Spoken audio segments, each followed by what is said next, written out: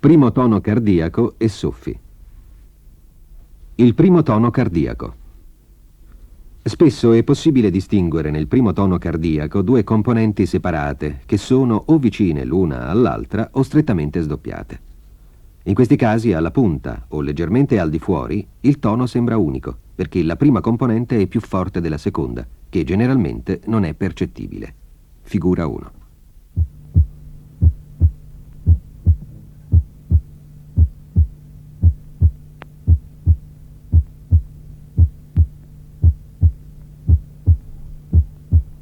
Fra la punta e lo sterno è possibile riconoscere due componenti di intensità pressoché uguale.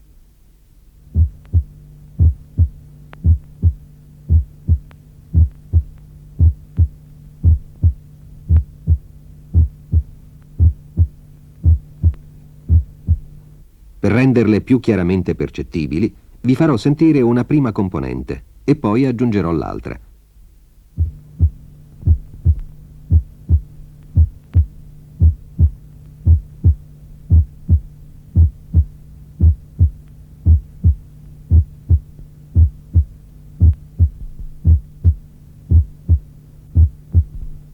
Vicino allo sterno, il tono si sdoppia in una prima componente meno intensa, seguita da una seconda componente più forte e un poco più alta.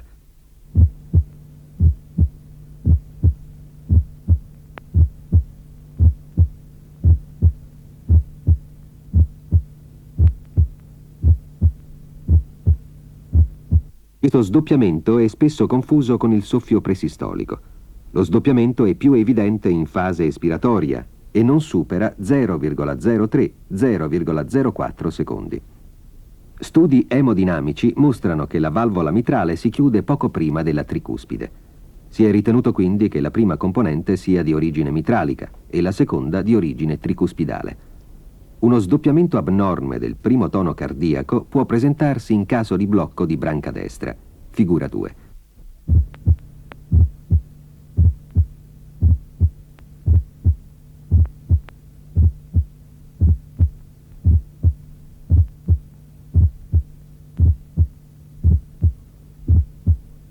Di norma non è percettibile nel caso di blocco di branca sinistra. Vedremo in seguito gli sdoppiamenti nei casi di aritmia. Un tono da espulsione è in un certo senso la seconda componente di un primo tono anormalmente sdoppiato. L'intensità del primo tono cardiaco dipende soprattutto dalla posizione delle valvole atrio-ventricolari al momento della sistole ventricolare. Se le valvole sono decisamente aperte al momento della contrazione ventricolare, si chiudono con uno schiocco e producono un rumore intenso e di alta tonalità.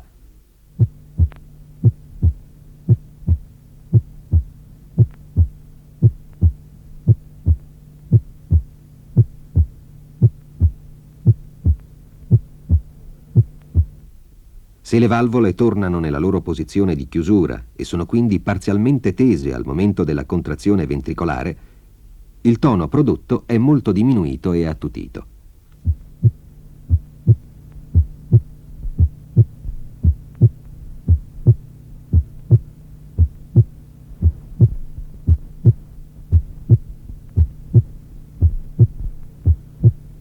Le valvole atrio-ventricolari sono decisamente aperte all'inizio della diastole, durante il periodo di riempimento rapido del ventricolo e successivamente in fase di sistole atriale.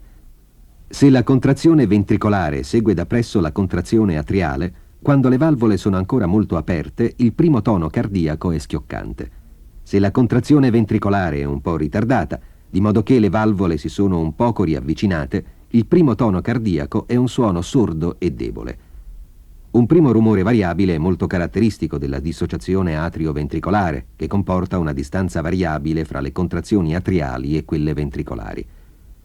Si noti la bradicardia e l'intensità variabile del primo tono cardiaco in caso di dissociazione atrio-ventricolare.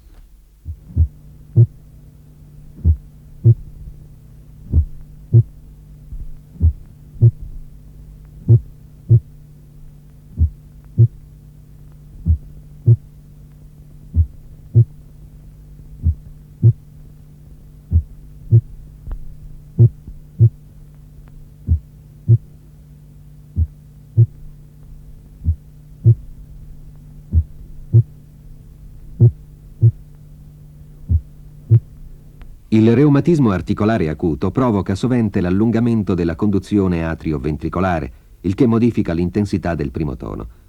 Si nota abitualmente che se l'intervallo PR è di 0,12 secondi, il primo tono cardiaco è acuto e più intenso del secondo tono. Figura 3.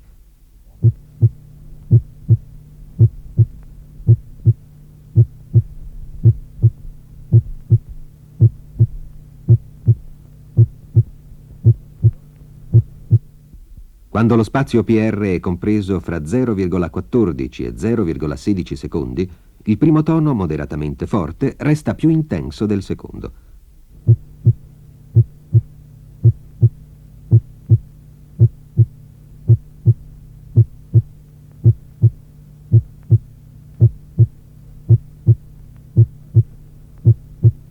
A 0,18 secondi il secondo tono può essere più forte del primo, in quanto l'intensità di questo viene a diminuire.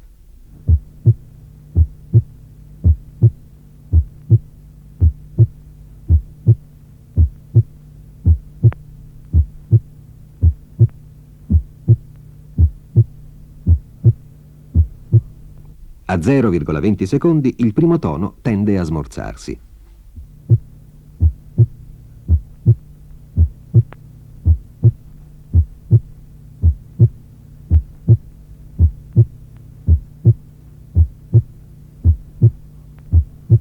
Un primo tono accentuato, legato verosimilmente alla più rapida messa in tensione del ventricolo sinistro, può sentirsi sotto sforzo o in caso di tireotossicosi, di febbre o ancora in seguito alla somministrazione di taluni farmaci.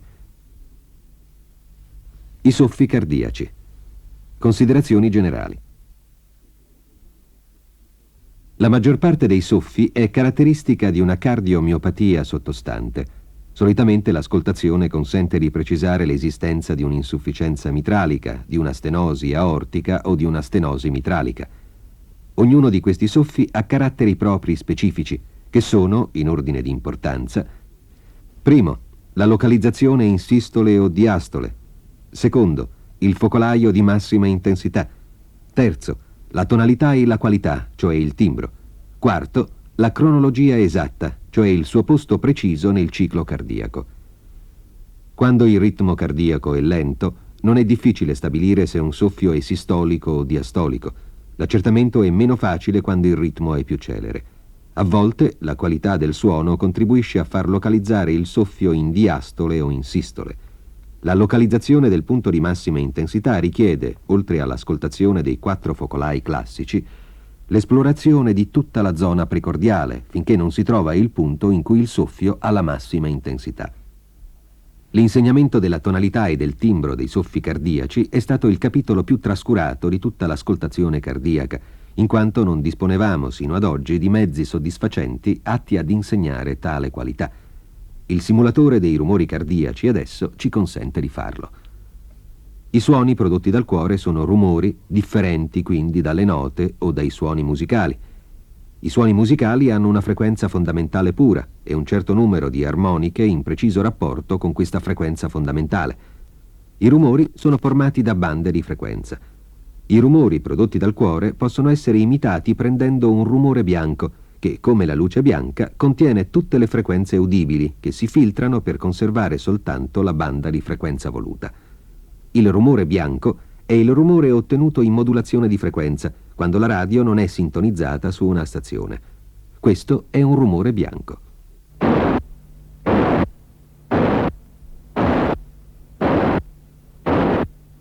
Il rumore che segue è formato da una banda di frequenza molto stretta, ottenuta filtrando il rumore bianco.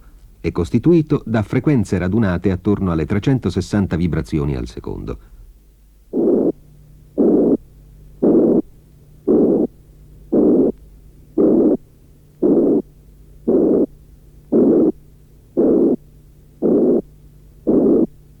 Oltre alle vibrazioni di frequenza 360, vi sono alcune frequenze di intensità minore, sia al di sopra che al di sotto di 360.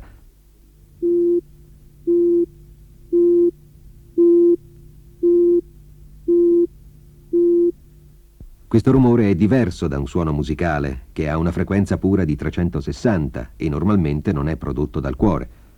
Avviene tuttavia che il rumore cardiaco abbia una qualità musicale quando domina una frequenza particolare. Se sovrappongo alla banda incentrata attorno a 360 la nota di frequenza pura 360, rafforzo la frequenza 360 e il soffio acquista una qualità musicale.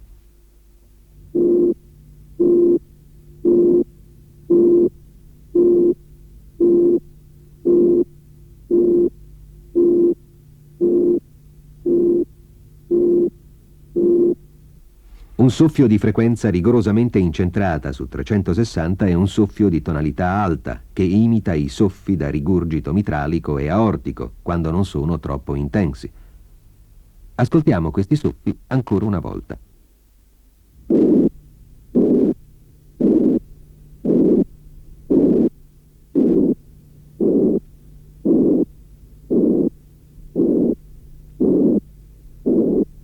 Se a questa frequenza di 360 si aggiungono progressivamente frequenze più basse, ad esempio tutte le frequenze comprese tra 250 e 360, il soffio ha un timbro rude.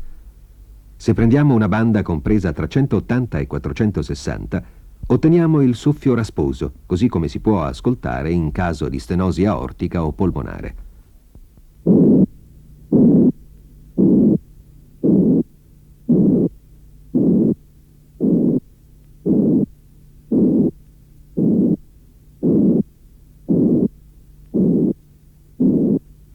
In questo esempio sentirete un soffio che diventerà progressivamente rude, a mano che si amplierà la banda di frequenza.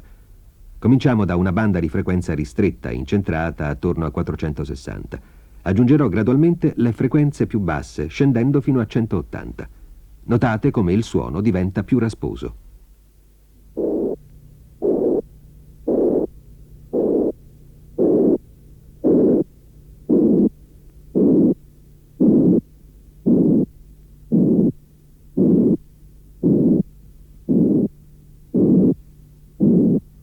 Un soffio rasposo, quindi, è composto da frequenze alte e medie.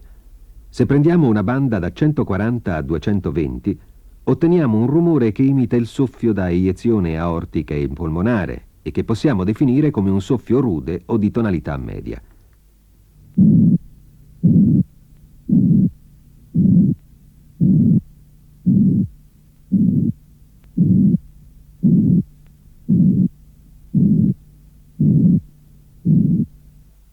La banda da 70 a 110 dà un suono di bassa tonalità, come questo.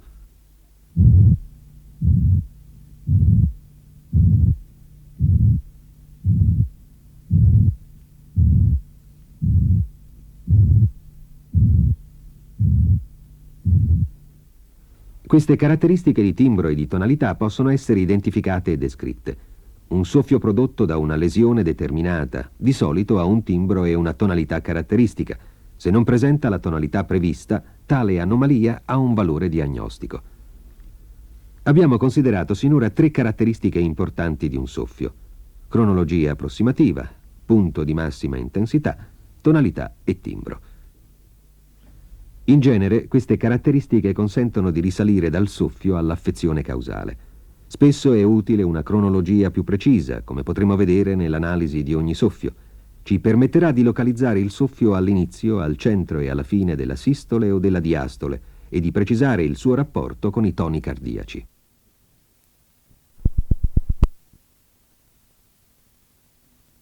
L'insufficienza mitralica.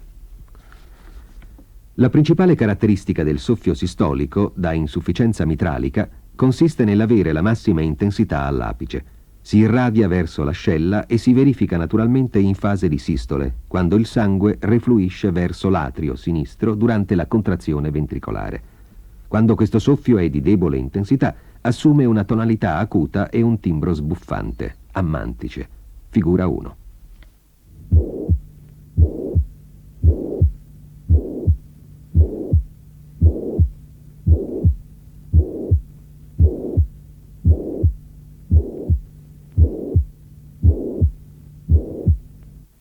Se il soffio è più intenso, diventa rude, considerazione che vale peraltro per tutti i soffi.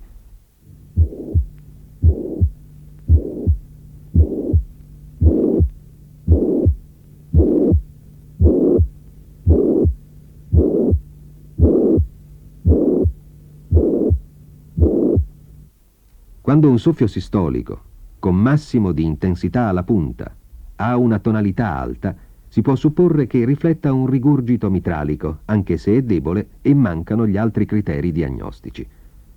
Si è insistito a lungo sul carattere olosistolico del soffio da rigurgito mitralico, intendendo con tale termine un soffio che copriva tutta la fase sistolica, iniziava con il primo tono, terminava con il secondo e poteva anche prolungarsi leggermente al di là del secondo tono. Questo avviene quasi sempre quando il soffio da rigurgito mitralico è intenso, ma se il soffio è dolce risulta spesso difficile precisarne il carattere olosistolico.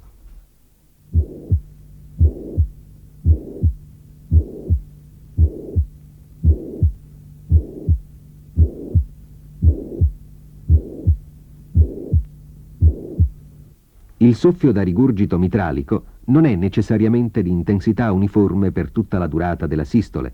Può presentare un andamento decrescente, con un suono intenso all'inizio che si attenua gradualmente. Può prolungarsi fino al secondo tono, ma è difficile giudicare con l'ascoltazione o anche con il fonocardiogramma se lo raggiunge effettivamente. D'altra parte, non deve prolungarsi necessariamente fino al secondo tono per essere un soffio da rigurgito mitralico. Cercate di precisare, nell'esempio che segue, se il soffio si sente fino al secondo tono.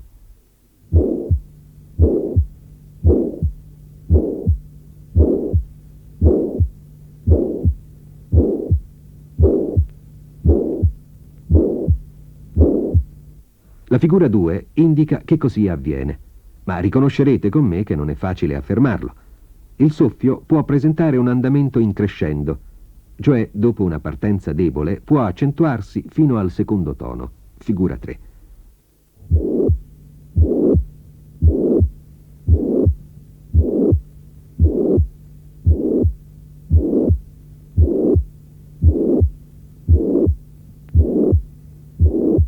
È stato dimostrato che un soffio telesistolico con andamento in crescendo è spesso dovuto ad un rigurgito mitralico.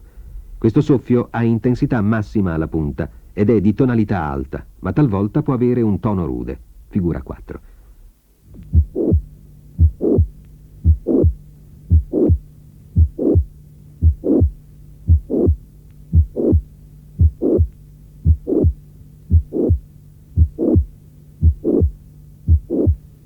Non è raro sentire questo soffio in caso di infarto miocardico inferiore. Sarebbe dovuto allora alla lesione dei muscoli papillari posteriori.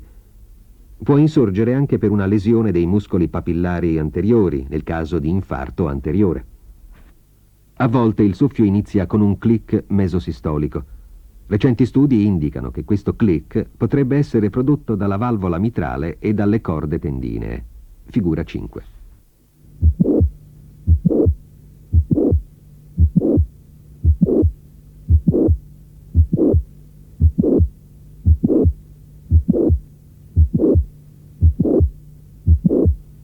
Certi click mesosistolici e certi soffi telesistolici in passato sono stati spesso considerati non patologici, ma attualmente ci si chiede se tale giudizio sia valido in tutti i casi.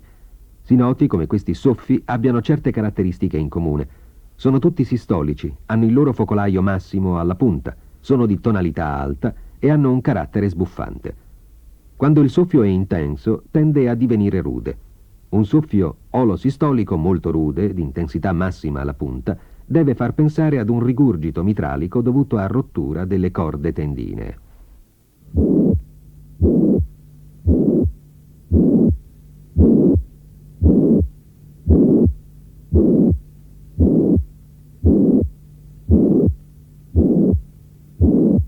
I soffi deboli o di modesta intensità dovuti a rigurgito mitralico ed anche i soffi forti si propagano male alla base. Se il cuore è dilatato, si trasmettono bene fino all'ascella. In caso contrario, la trasmissione verso l'ascella sarà debole, tranne quando il soffio è più intenso. Se il rigurgito mitralico è abbastanza grave, si associa frequentemente un terzo tono cardiaco. Figura 6.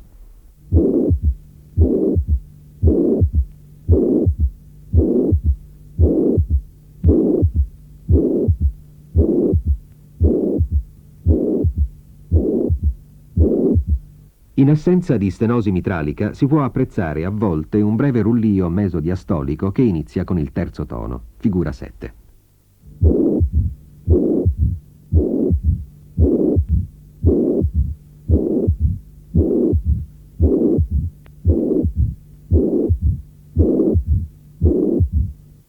Ve ne mostro le componenti.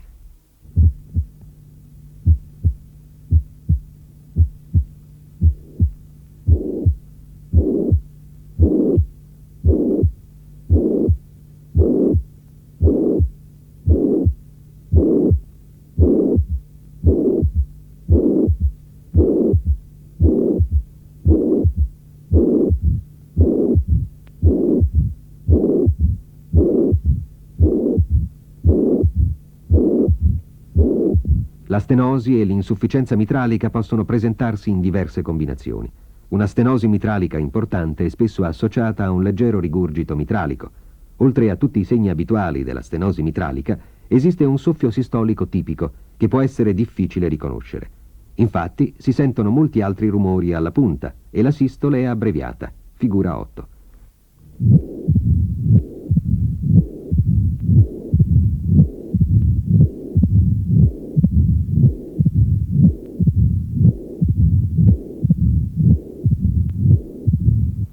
Se la valvola mitrale ha una forma anulare e quindi non si apre e non si chiude e la sua superficie di apertura è di 1,5-2 cm quadrati, il soffio sistolico e il rullio diastolico possono essere entrambi intensi.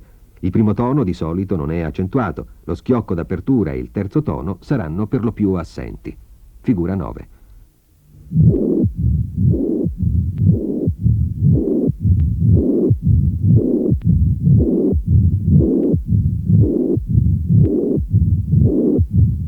Ricomporrò ora questo complesso di ascoltazione. Prima il soffio sistolico, poi il rullio diastolico con il suo rinforzo presistolico.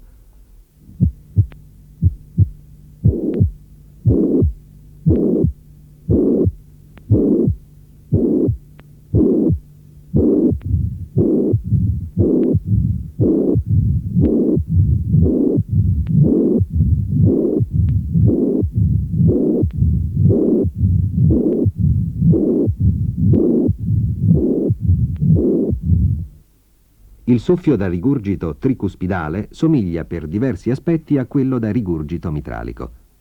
In genere è di tonalità alta, a carattere sbuffante, tranne quando è piuttosto forte. È sempre olosistolico, qualunque sia la sua intensità. Può essere differenziato dal soffio di rigurgito mitralico in base alla sua localizzazione e alle sue modificazioni respiratorie. Presenta la massima intensità all'estremità inferiore sinistra dello sterno e si accentua decisamente in fase di inspirazione. Notate questa variazione di intensità nell'esempio seguente.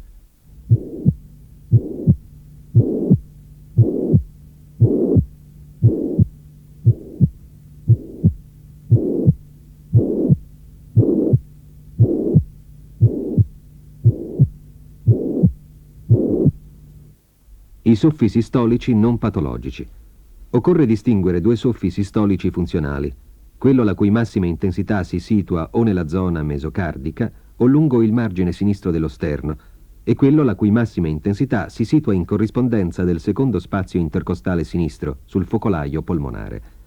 Possiamo classificare questi soffi in base al loro punto di massima intensità, in quanto ci offre un importante elemento ai fini diagnostici. Se si tengono presenti le diverse caratteristiche che differenziano i soffi sistolici non patologici dai soffi organici, la diagnosi differenziale di solito non è difficile. In primo luogo, contrapponendosi in questo al soffio da rigurgito mitralico, il soffio sistolico funzionale non presenta la massima intensità alla punta, bensì fra la punta e lo sterno oppure lungo il margine sinistro dello sterno.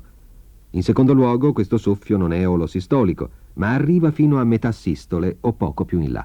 Figura 10.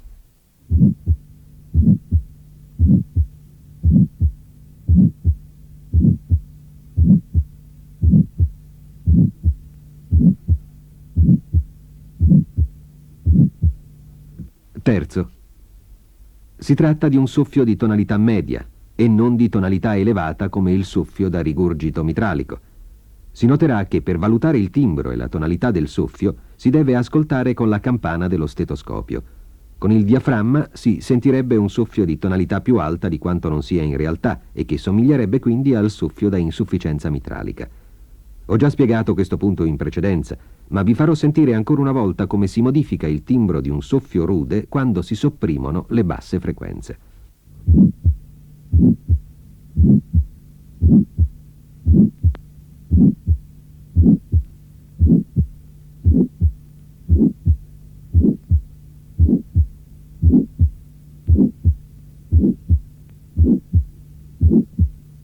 Molti di questi soffi sistolici funzionali hanno un timbro di vibrazione molto caratteristico. Ripeto che si deve ascoltare il soffio con la campana.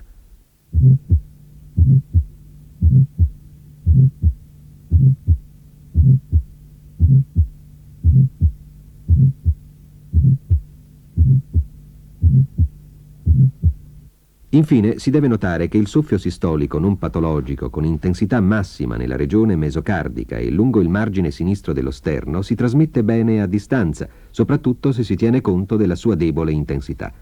Di solito lo si sente alla punta, in corrispondenza del secondo spazio intercostale destro e a livello del collo. Si sente quasi sempre in corrispondenza del secondo spazio intercostale sinistro. L'intensità del soffio al collo è sorprendente. Figura 11.